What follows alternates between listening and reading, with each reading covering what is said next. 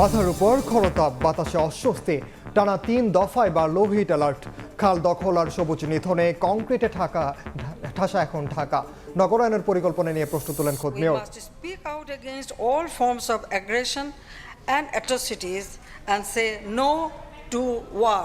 Russia Ukraine সংঘাত বন্ধে উদ্যোগ নিতে হবে বিশ্ব নেতাদের। থাইল্যান্ডের ইউএনএসকেপ সম্মেলনে প্রধানমন্ত্রী।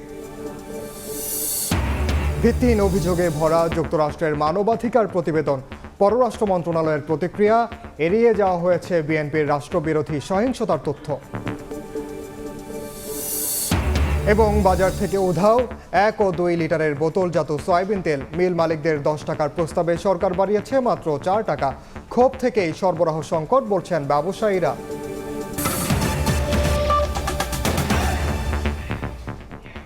সময় সংবাদের সঙ্গে আছি আমি ওমর ইনাম। দেশ জুড়ে চলা তাপপ্রবাহের খুব একটা হেরফের না হওয়ায় এখনও অস্বস্তি কমেনি মানুষের। গরমে কর্মক্ষমতার হ্রাসের পাশাপাশি কমেছে আয় রোজগারও। এদিকে হিট অ্যালার্ট আরও 72 ঘন্টা বাড়িয়েছে আবহাওয়া অধিদপ্তর। আগামী 5 দিন বৃষ্টির কোনো সম্ভাবনা নেই। রাশেদ বাপ্পির রিপোর্ট।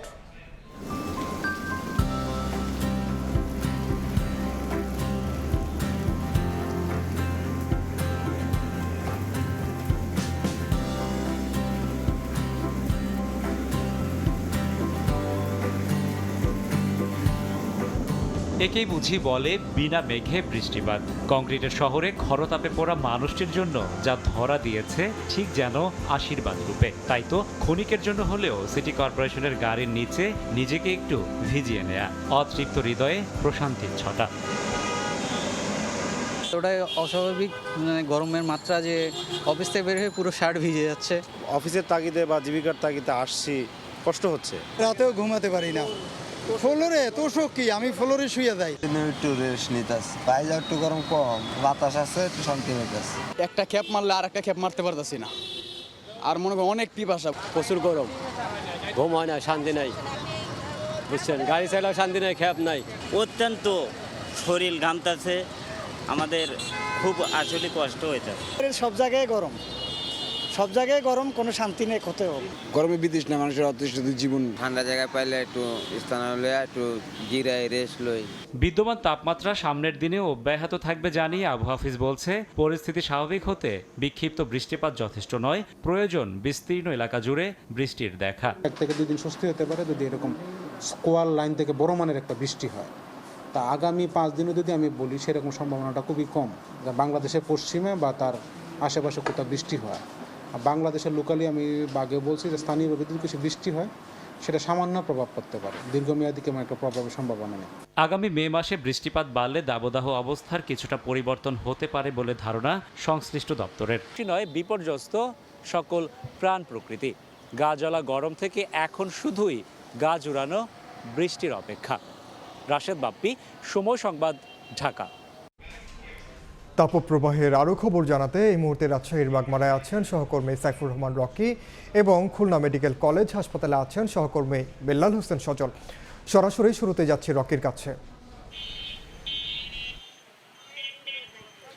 রাজশাহীতে বরাবরই যে গরমের যে প্রকোপ তা যেন একটু বেশিই থাকে, তবে এবছর যে গরমের যে মাত্রা তা যেন তীব্র তাপদাহকেও ছাড়িয়ে যাচ্ছে, এরকম একটি অবস্থা বিরাজ করছে। বিশেষ করে গত 1 সপ্তাহেরও বেশি সময় ধরে রাজশাহীতে যে তীব্র তাপদাহ চলছে, এই তীব্র তাপদাহের কারণে সাধারণ মানুষের যে সাধারণ স্বাভাবিক কাজকর্ম সেটি কিন্তু ব্যাঘাত ঘটছে এবং অনেকে যারা ঘর থেকে বের হচ্ছেন প্রয়োজনের তাগিদে, তারাও কিন্তু খুব বেকায়দার মধ্যে থাকছেন। বিশেষ করে এই মৌসুমের মধ্যে আজকে রাজশাহীতে সর্বোচ্চ তাপমাত্রা রেকর্ড করা হয়েছে এবং সেটি হচ্ছে 41.8 ডিগ্রি সেলসিয়াস। গতকালকেও রাজশাহীতে যে তাপমাত্রা ছিল সেটি ছিল 41.3 ডিগ্রি সেলসিয়াস।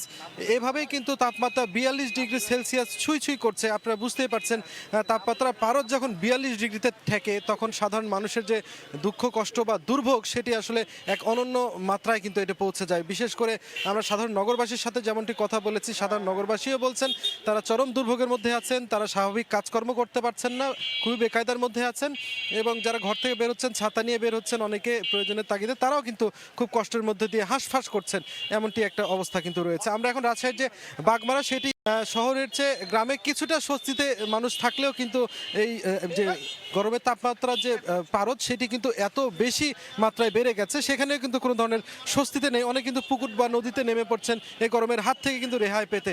আপনারা দেখছেন যে বিভিন্ন যে শরবতের দোকানগুলো রয়েছে বা ডাবের দোকানগুলো রয়েছে, তরল পানীয় যে দোকানগুলো রয়েছে, সেগুলোতে কিন্তু এখন সাধারণ মানুষের যে ভিড় সেটি কিন্তু অনেক মাত্রায় বৃদ্ধি পাচ্ছে। রাজশাহী মেডিকেল কলেজ হাসপাতাল থেকে শুরু করে বিভিন্ন যে উপজেলা স্বাস্থ্য কমপ্লেক্সগুলো আছে, সেখানে ডায়রিয়ায় আক্রান্ত হয়ে প্রচুর শিশু কিন্তু প্রতিদিনই ভর্তি হচ্ছে শুধুমাত্র এই তীব্র গরমের ফলে। এই জন্য সাধারণ যে চিকিৎসকরা আছেন তারা কিন্তু অভিভাবকদের আরও সচেতন হওয়ার পরামর্শ দিচ্ছেন। এই গরমের হাত থেকে রেহাই পেতে নানা ধরনের বিশেষ করে শিশুদের তরল পানীয় খাওয়ানোর পরামর্শ দিচ্ছেন। এই গরমে যেন বের না হয় রোদে, সেই পরামর্শগুলো কিন্তু দেওয়া হচ্ছে। তো এই ছিল আমার কাছে গরমের তীব্রতা নিয়ে খবর। এদিকে খাল দখল আর সবুজ নিধনে কংক্রিটে ঠাসা এখন ঢাকা। গত 3 দশকে রাজধানীর প্রায় 85% এলাকা গিলে খেয়েছে কংক্রিট। এজন্য বিভিন্ন প্রকল্প সংশ্লিষ্ট স্থপতি আর পরামর্শকদের উপর দায় চাপালেন দক্ষিণের মেয়র। যদিও মেয়রকে এক হাত নিলেন স্থপতিরাও। রাজধানীর মিরপুরের আনসার ক্যাম্প এলাকা বছর 3 আগেও এখানে ছিল জলাধার, আবাসন সহ বেশ কয়েকটি প্রকল্পের বদৌলতে এখানে এখন কনক্রিটের জঞ্জাল। জলাধারগুলো বন্ধ করে সরকারি বিভিন্ন কোয়ার্টার, বিভিন্ন ভবন নির্মাণ করছে। 6টা পুকুরের মধ্যে সর্বোচ্চ যেটা বড় পুকুরটা, সেটা ইতিমধ্যেই ভরাট করে সেখানে ভবন নির্মাণ করতেছে। চোখের সামনে এমন উদাহরণ তো নতুন নয়। একটু সামনেই সড়ক সংস্কারে উজাড় হয়েছে মিরপুর রোডের মিডিয়ানের সবুজ। ধানমন্ডির 7 মসজিদ সড়কেরও একই হাল। এদিকে গাবতলী জলাধার ভরাট করে অট্টালিকার পরিকল্পনা একটি সরকারি সংস্থার। এমনকি হাতির ঝিলের জল আর পান্থকুঞ্জের সবুজে হাত পড়েছে নানা প্রকল্পের। অন্যদিকে আধুনিকায়নের নামে ওসমানী উদ্যানও হারিয়েছে সবুজ, পুকুর হারিয়েছে জল। একের পর এক খাল দখল আর সবুজ নিধনে এখন কনক্রিটের নগর এই ঢাকা।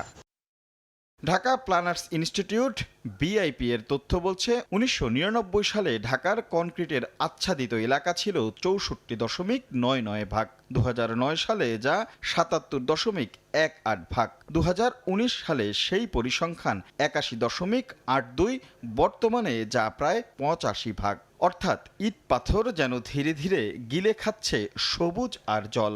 এমনিতেই তো নাই, প্রয়োজনীয় তুলনায় 3 ভাগের 1 ভাগও নেই, সেটাকেও আমরা বেমালুম ধ্বংস করছি। এটা হচ্ছে ধ্বংসাত্মক প্রবণতা।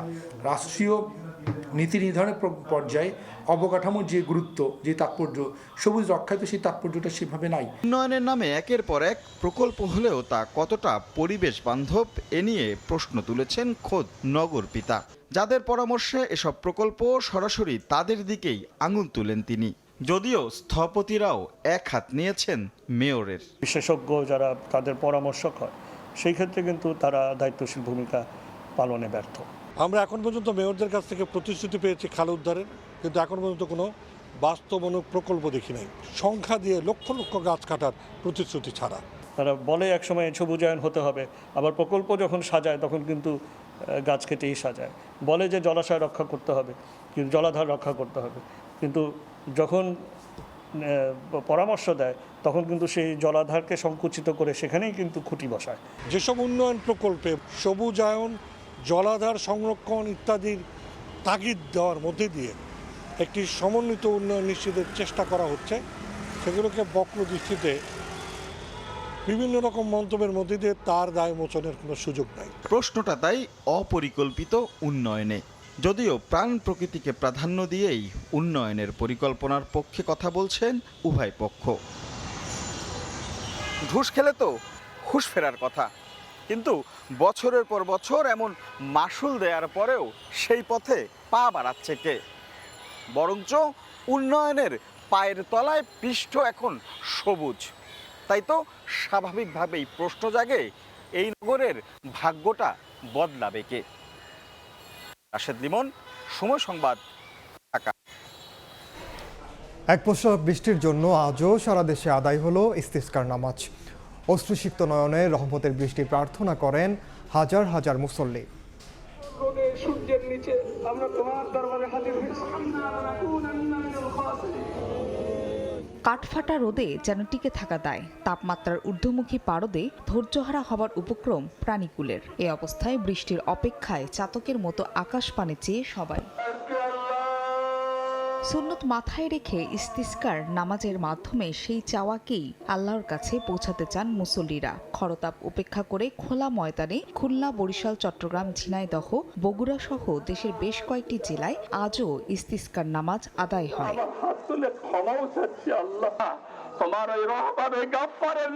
নামাজ শেষে কান্নাজড়িত কণ্ঠে রাব্বুল আলামিনের কাছে দুহাত তুলে রহমতের বৃষ্টি প্রার্থনা করেন হাজার হাজার মুসল্লি। এ সময় গুনাহ মাপ চেয়ে দেশ ও জাতির কল্যাণ কামনা করা হয়। আল্লাহর কাছে ফরিয়াদ করলেন যে আল্লাহ, তুমি আমাদের এই দেশে বৃষ্টি দাও, ফসল ফলাও, আমাদেরকে বাঁচাও। আল্লাহ ফরিয়াদ করার কোনো উপায় নাই।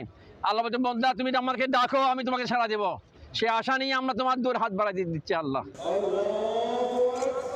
এদিকে রাজধানীর লালবাগের হাজী আবুল আলিম মাঠে, জাতীয় মসজিদ বায়তুল মোকাররমের দক্ষিণ প্লাজায় এবং পান্থপথের স্টাফ কোয়ার্টার কলোনির মসজিদ প্রাঙ্গণেও অনাবৃষ্টি এবং গরম থেকে মুক্তির জন্য মহান আল্লাহর রহমত কামনা করে নামাজ ও মোনাজাত করা হয়। ওলামায়ে কেরাম যেভাবে তারা করতেছেন, আমরা অবিশ্বাসের কিছুই না। আল্লাহর কাছে দোয়া চাইতে হবে, আল্লাহ তুমি শান্তি দাও। ইলাকায় মুসল্লিদের মাঝে বিতরণ করা হয় শরবত।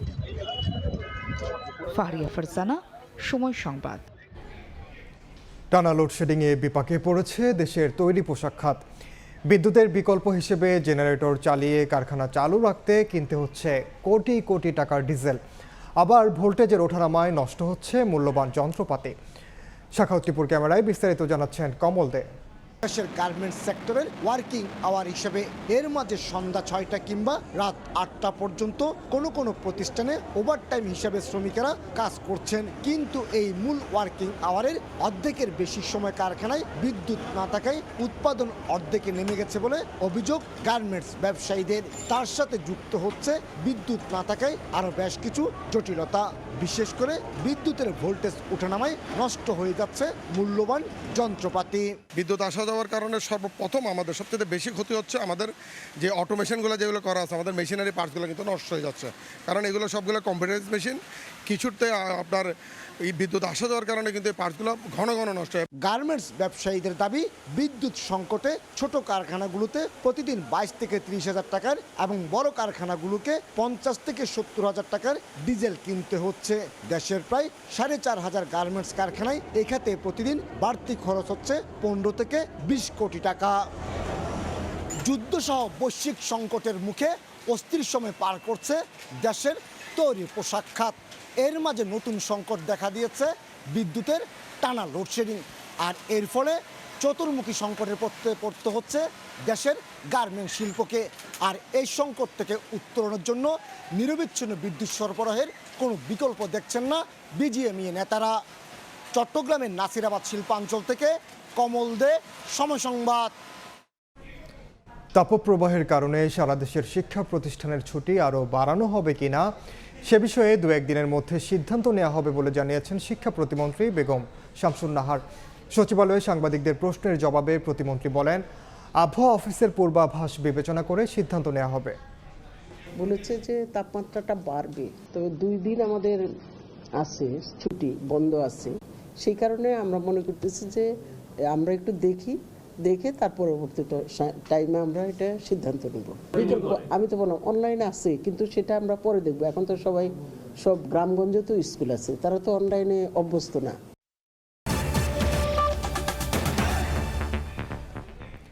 সংলাপের মাধ্যমে যে কোনো সমস্যার সমাধান সম্ভব উল্লেখ করে প্রধানমন্ত্রী শেখ হাসিনা বলেছেন, সব ধরনের আগ্রাসন ও নৃশংসতার বিরুদ্ধে সোচ্চার হতে যুদ্ধকে না বলতে হবে বিশ্ব নেতাদের।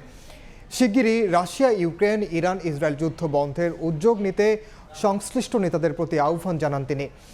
সকালে থাইল্যান্ডের ব্যাংককে ইউএন এসকেপের 80তম অধিবেশনে বক্তব্য রাখেন সরকার প্রধান। এ সময় রোহিঙ্গা সংকট মোকাবেলায় আসিয়ানকে দায়িত্বশীল ভূমিকা নেওয়ার আহ্বানও জানান প্রধানমন্ত্রী।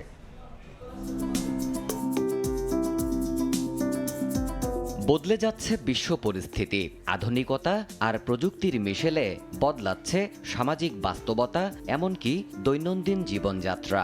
2030 সালের মধ্যে টেকসই উন্নয়ন লক্ষ্যমাত্রা অর্জনে ডিজিটাল উদ্ভাবন কিভাবে এগিয়ে দিতে পারে দেশগুলোকে, তা নিয়েই নীতিগত আলোচনা করতে থাইল্যান্ডে শুরু হয়েছে 5 দিনব্যাপী জাতিসংঘের এশিয়া ও প্রশান্ত মহাসাগরীয় অঞ্চলের অর্থনৈতিক ও সামাজিক কমিশন ইউনেস্ক্যাপের 80তম অধিবেশন। অধিবেশন।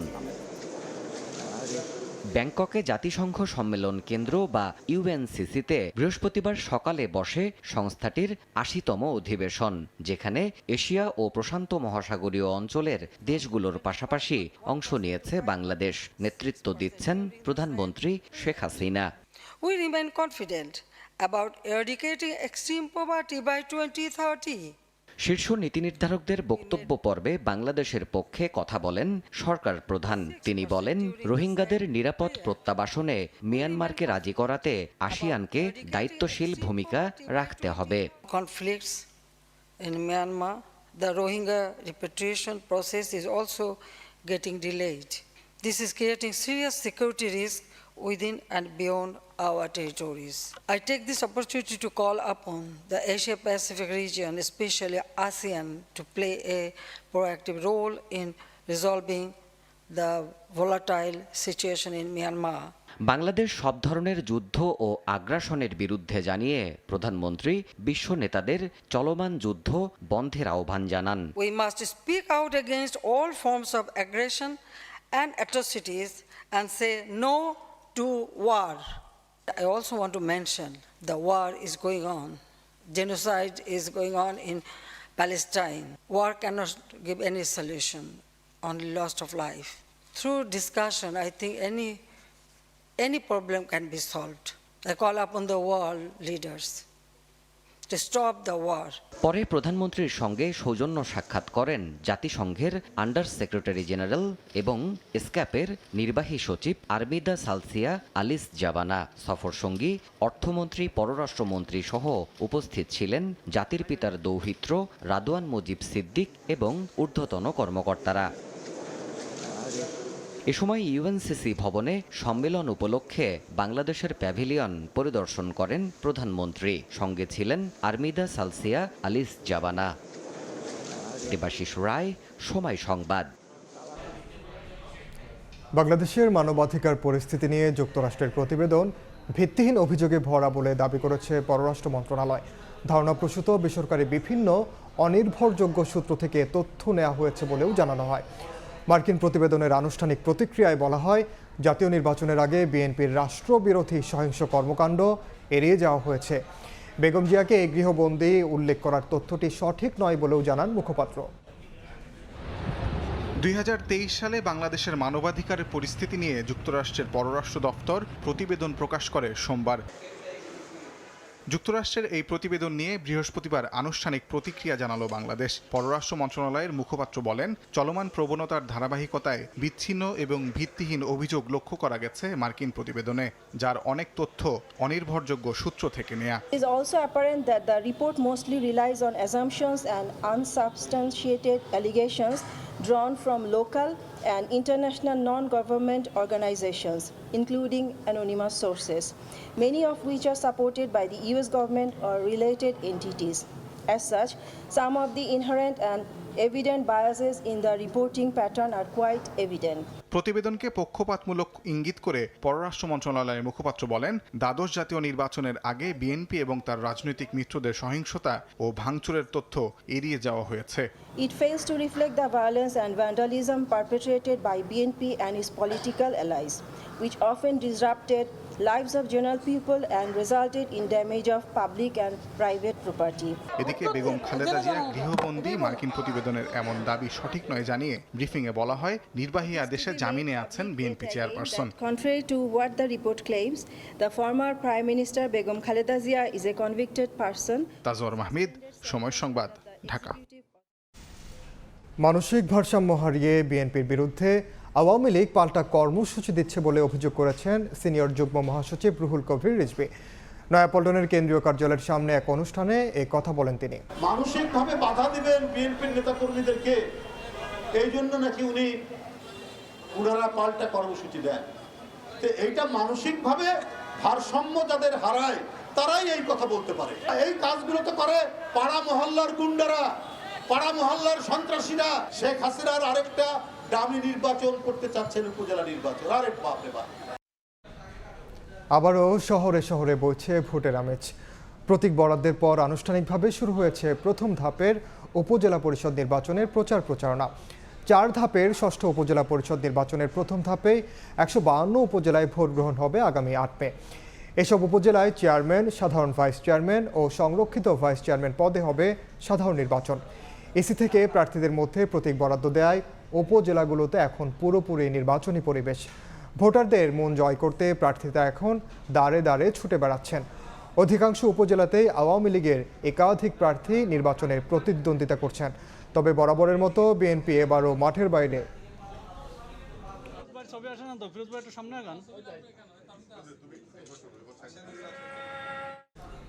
এদিকে উপজেলা নির্বাচন ব্যর্থ হলে 7 জানুয়ারি নির্বাচনের মাধ্যমে দেশে যে গণতন্ত্র প্রতিষ্ঠিত হয়েছে তা ক্ষুণ্ণ হবে বলে মন্তব্য করেছেন প্রধান নির্বাচন কমিশনার। এবার উপজেলা নির্বাচনে ইউনিয়ন পর্যায়ে মোতায়েন করা হবে নির্বাহী ম্যাজিস্ট্রেট। প্রতিটি উপজেলায় থাকবে 2 থেকে 4 প্লাটুন বিজিবি। উপজেলা পরিষদ নির্বাচনকে সামনে রেখে সব ধরনের প্রস্তুতি গ্রহণ করেছে নির্বাচন কমিশন। এবার 4 ধাপে অনুষ্ঠিত হতে যাচ্ছে 6ষ্ঠ উপজেলা পরিষদ নির্বাচন। প্রথম ধাপের ভোট হবে 8 মে।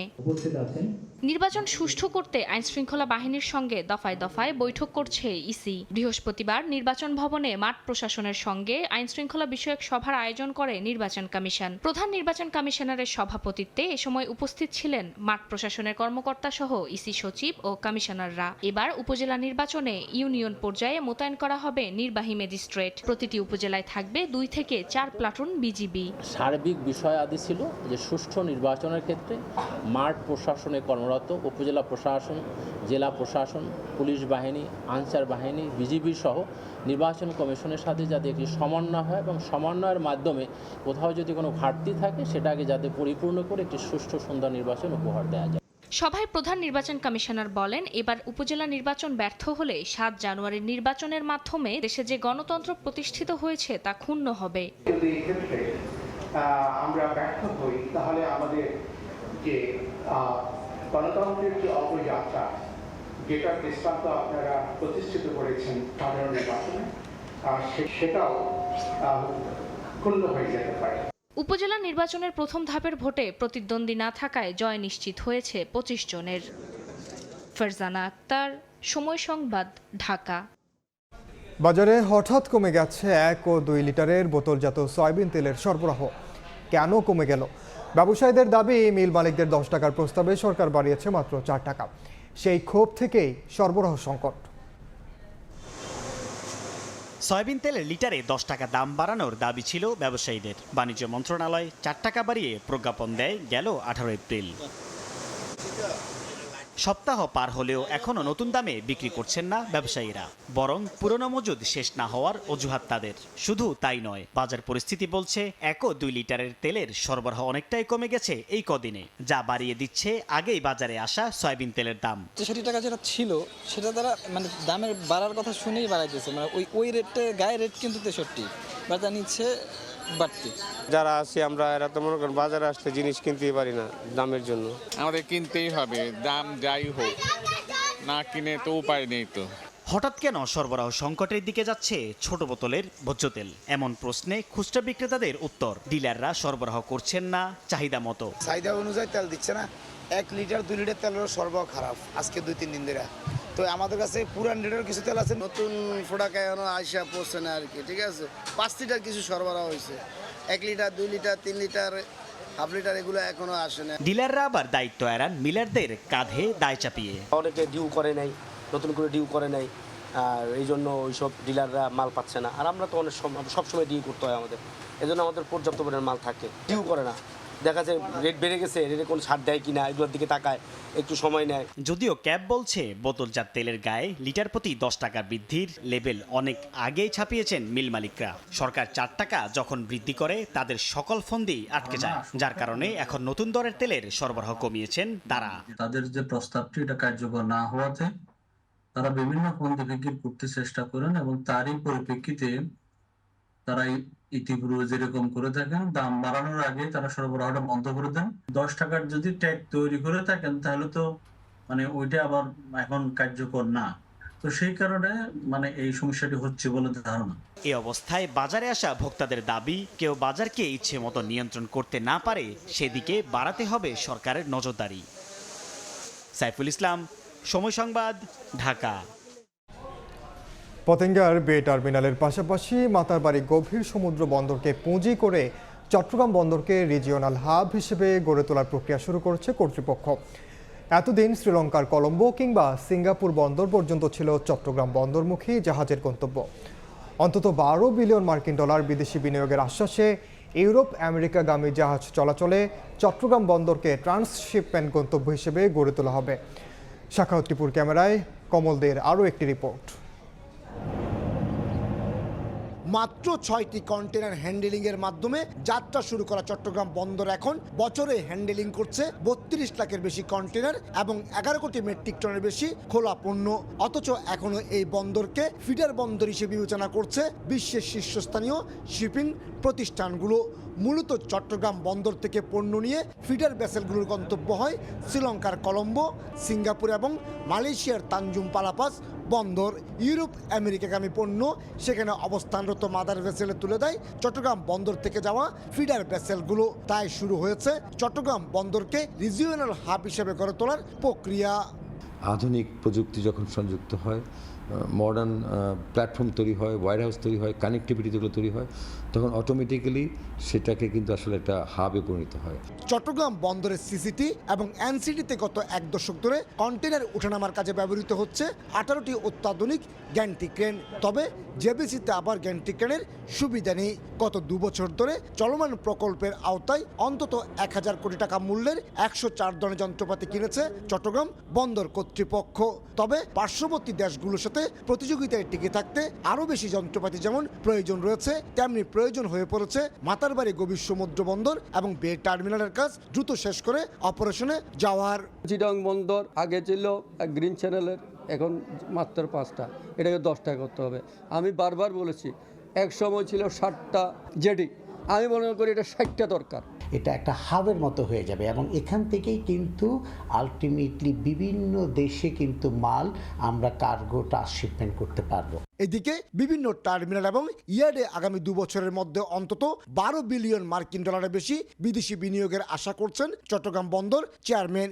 আগামী 3 থেকে 4 বছরের মধ্যে প্রায় 11 থেকে 12 বিলিয়ন ডলার এই চট্টগ্রাম বন্দরকে শুধুমাত্র কেন্দ্র করে কিন্তু আপনার ইনভেস্টমেন্ট হচ্ছে। লয়েড লিস্ট অনুযায়ী বিশ্বের ব্যস্ততম 100টি বন্দরের মধ্যে চট্টগ্রাম বন্দর বর্তমানে 67তম স্থানে রয়েছে। সরাসরি ইউরোপ আমেরিকায় জাহাজ পাঠাতে পারে না বলে এই বন্দরকে চিহ্নিত করা হয় ফিডার বন্দর হিসেবে। তবে অর্থনীতিকে স্বপ্ন দেখাচ্ছে মাতারবাড়ি এবং বে টার্মিনাল। ইউরোপ আমেরিকার রুটে সরাসরি জাহাজ চলাচল করতে পারবে বলে এই অংশ হয়ে উঠবে হাব বন্দর। চট্টগ্রাম বন্দর থেকে কমল দে, সময় সংবাদ। সময় সংবাদে আরও থাকছে, রাহুল গান্ধীর ভাগ্য পরীক্ষাকাল। ভারতের লোকসভা নির্বাচনে কেরালায় কংগ্রেস নেতার মূল প্রতিদ্বন্দ্বী বরাবরের মতোই বাম। কাজে আসছে না মোদি ম্যাজিক।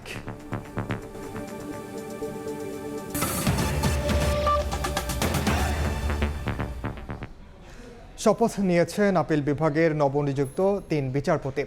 সকালে সুপ্রিম কোর্টের জাজেস লাউঞ্জে প্রধান বিচারপতি ওবায়দুল হাসান তাদের শপথ পড়ান। শপথ নেওয়া বিচারপতিরা হলেন বিচারপতি মোহাম্মদ আব্দুল হাফিজ, বিচারপতি শাহিনুর ইসলাম ও বিচারপতি কাশেফা হোসেন। এ সময় উপস্থিত ছিলেন সুপ্রিম কোর্ট আইনজীবী সমিতির সভাপতি, সম্পাদক ও অ্যাটর্নি জেনারেল সহ সুপ্রিম কোর্টের অন্যান্য কর্মকর্তারা। বুধবার সংবিধানের 95-এর এক অনুচ্ছেদের ক্ষমতা বলে হাইকোর্ট বিভাগের এই 3 বিচারপতিকে আপিল বিভাগে নিয়োগ দেন রাষ্ট্রপতি।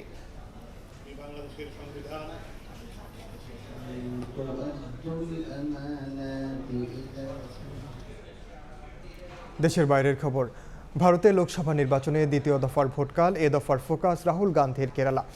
সবশেষ তথ্য জানাতে কেরালায় আছেন সহকর্মী সুব্রত আচার্য, যাচ্ছে তার কাছে। কালকে রাত পোহালেই যে দ্বিতীয় দফায় ভোট হবে, ভোট কেরালা রাজ্য ছাড়াও কিন্তু 12টি রাজ্যে ভোট হবে। পশ্চিমবঙ্গ, ত্রিপুরা, আসাম, উত্তরপ্রদেশ, মণিপুর সহ এবং বিহার সহ কিন্তু 13টি রাজ্যে ভোট হবে। ইতিমধ্যেই আমি সকাল থেকে বলছি যে ভোটের সমস্ত কার্যক্রম জাতীয় নির্বাচন কমিশন কিংবা তার নিয়ন্ত্রণাধীন স্বরাষ্ট্র মন্ত্রণালয়ের পক্ষ থেকে সবই নেওয়া হয়েছে। নিশ্চিদ্র নিরাপত্তা ব্যবস্থা নেওয়া হয়েছে। কাল সকাল 7টা থেকে ভোট গ্রহণ শুরু হবে এবং কোনো রকম বিরতি ছাড়াই সন্ধ্যা 6টা পর্যন্ত চলবে। এখনো পর্যন্ত ভোটের আগে এখনো পর্যন্ত আপনারা জানেন যে একটি থমথমে পরিবেশ থাকে। আজকে প্রার্থীরা যেই অঞ্চলে যে এলাকার ভোট হবে সেখানে প্রার্থীরা টেলিভিশনের সামনে বা নির্বাচনী প্রচার বা পাবলিসিটি হয় এরকম কোনো কাজ করেননি। তবে আজকে আমি এই মুহূর্তে রয়েছি কেরালা রাজ্যের একটি মানে রাহুল গান্ধীর লোকসভা আসনের একটি লেকের এইটা স্থানীয় একটি লেক, এই লেকের সামনে দাঁড়িয়ে রয়েছি। আপনি জানেন যে প্রাকৃতিক সৌন্দর্যের আধার এই কেরালার কিন্তু এবার এই প্রকৃতির সৌন্দর্য এবং প্রকৃতিও কিন্তু নির্বাচনে ইস্যু হয়েছে। আপনি জানেন যে বন্যপ্রাণী বনাম মানুষের মধ্যে যে লড়াই সেই বিষয়টিও কিন্তু রাখা হয়েছে নির্বাচনের প্রধান যে ইস্যু স্থানীয়ভাবে সেটি কিন্তু রাখা হয়েছে। সব মিলিয়ে এখনো পর্যন্ত কেরালার যে কটি রাজনৈতিক দল এখানে স্থানীয়ভাবে যাদের অফিস রয়েছে প্রত্যেকটি রাজনৈতিক দলের শীর্ষ নেতাদের সঙ্গে সকাল থেকে কথা বলেছি যে আগামীকালকে ভোটের যে আবহ সেটি কিন্তু শান্তিপূর্ণভাবে হবে। নিরাপত্তা রক্ষীরাও বিভিন্ন জায়গায় নিচ্ছিদ্র নিরাপত্তা নিশ্চিত করছেন। আপনি জানেন যে কেরালা রাজ্যে কিন্তু কালকে এক দফাতেই 20টির আসনে নির্বাচন হবে। তবে পশ্চিমবঙ্গের ক্ষেত্রে আমি যে রাজ্যের বাসিন্দা পশ্চিমবঙ্গে কিন্তু কালকে উত্তরের গুরুত্বপূর্ণ 3টি লোকসভা কেন্দ্রে ভোট হবে। রায়গঞ্জ, দার্জিলিং, বালুরঘাট, এই 3টি আসনেই কিন্তু বিজেপির নির্বাচিত আসন। সেখান থেকে কিন্তু গতকাল পর্যন্ত আপনি জানেন যে তৃণমূল কংগ্রেসের সঙ্গে বিজেপির হাড্ডাহাড্ডি লড়াই এবং বিজেপি এবার 400 আসনের টার্গেট দিয়েছে। পশ্চিমবঙ্গে যে 42টি আসন রয়েছে তার মধ্যে কিন্তু 35টি আসনের লক্ষ্যমাত্রা দিয়েছেন বিজেপির শীর্ষ নেতৃত্ব।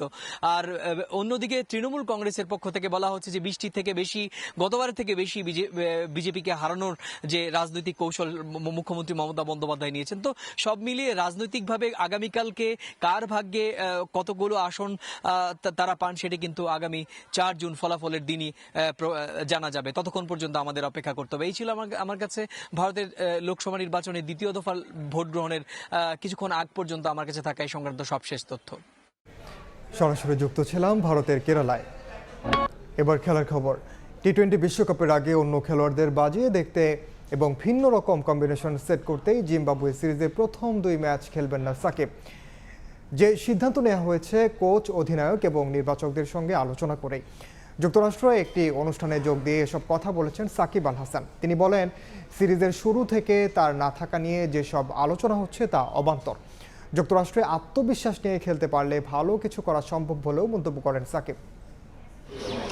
জিম্বাবুয়ের বিপক্ষে সিরিজের শুরু থেকেই খেলবেন না সাকিব, এটা জানা গিয়েছিল আগেই। গত মঙ্গলবার দল ঘোষণার পর পরিষ্কার হয় বিষয়টি। তবে সিরিজ না খেলে ডিপিএল খেলবেন সাকিব, প্রধান নির্বাচকের এমন কথায় বিভিন্ন মহলে শুরু হয় কানাঘুষা, যার সবই অবান্তর বলে মন্তব্য করেছেন বিশ্বসেরা অলরাউন্ডার। জিম্বাবুয়ে সিরিজে অবশ্যই খেলবো। দেশে হয়তো এ নিয়ে একটা কনফিউশন চলছে।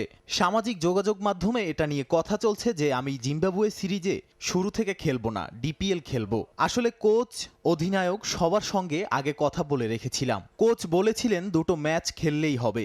এরপর অধিনায়ক ও নির্বাচকদের সঙ্গে কথা বলি, তারা বলেছে 2টো না 3টা ম্যাচ খেলো, তাহলে আমাদের জন্য ভালো হয়। আমি বলেছি সমস্যা নেই, এটাই সিদ্ধান্ত হয়েছে, যেটা নিয়ে দেশে এত কনফিউশন দেখতে পাচ্ছি। খুবই অবান্তর আলোচনা।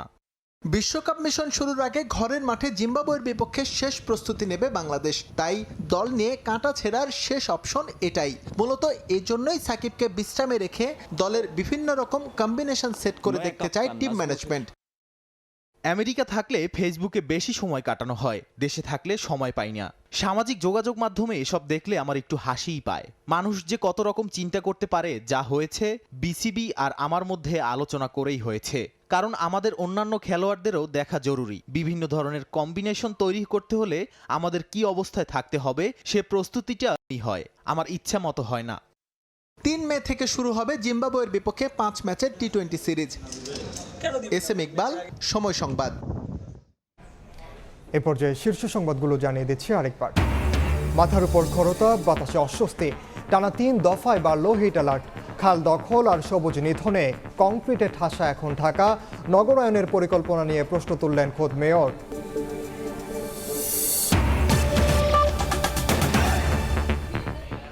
এই ছিল সময় সংবাদে। বাংলার সময়ের সঙ্গে থাকবেন সহকর্মী ছোয়া খন্দকার। ধন্যবাদ ইনান। বাংলার সময় নিয়ে ফিরছে কিছুক্ষণ পর, সঙ্গে থাকুন সময়ের।